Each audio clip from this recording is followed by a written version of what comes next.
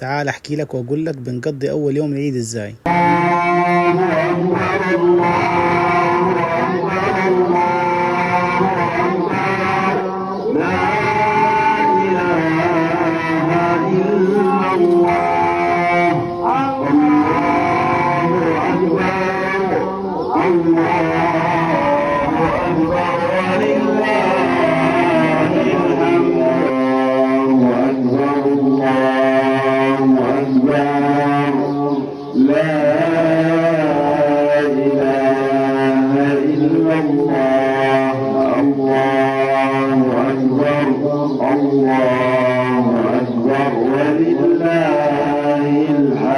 كل عام وانتم بخير وعيد سعيد على الجميع باذن الله. الفيديو ده كنت عايز اعمله من سنه تقريبا، كنت عايز احكي لكم احنا بنقضي اول يوم العيد ازاي، بس النصيب بقى خلانا نعمل الفيديو ده في عيد الاضحى 2025. واول حاجه بنعملها بعد ما نخلص صلاه العيد بنفطر، والفطار الرسمي بتاع كل عيد هو فطير بلبن. وبعد ما نخلص الفطار بنوقف نسلم ونعيد على بعض، وبعدها بنتصور راجع 2555 صوره، فاللي معاه نضاره بيتصور بيها، واللي معاه بالونه بينفخ فيها، واول ساعه في اليوم ده بتعدي في التصوير. وبعدها بنروح نسلم على الناس في البيوت، فاللي معاه قزاز ريحه بيريحنا بيها، واللي معاه كلمه حلوه مش بيبخل بيها.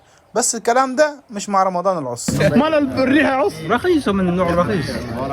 هجان 50 سنه لو قدمت انت والله قديم قوي انت يا راجل. المهم بنكمل لفتنا على كل جيراننا وكل قرايبنا عشان نعيد عليهم. واحنا بالنسبه لنا في البلد العيد هو انك تصلي العيد وتعيد على قرايبك وجيرانك، غير كده لو فاتتك الصلاه يبقى تستنى العيد اللي جاي علشان تحس بعيد. وحقيقي فرحتنا بالعيد ده كملت لما احمد خلص بالسلامه وجا عيد معانا، وادي اخرة اللي تعمل فيهم معروف وتدي لهم حلاوه. واليوم كان مليان حاجات تاني كتير، بس بصراحه انا ما صورتهاش. ولو انت وصلت معانا لنهايه الفيديو ما تنساش تعمل اعجاب.